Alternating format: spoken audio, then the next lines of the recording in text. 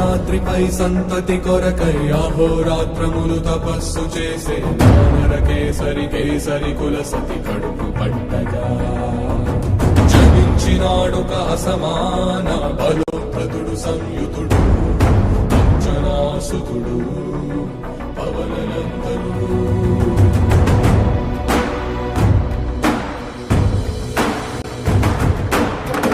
కిరణముల ఉదయాత్మి గని అది పండిన తీరని పంటను పడు సూర్యమండలము పండితి నానని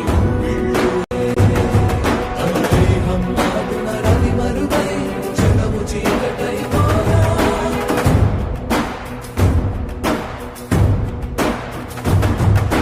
అది అమరేంద్రుడు గమనించి తన ఐరావతమది ఓడించి ఆంజనేయుని సమీపించి తన వజ్రాలు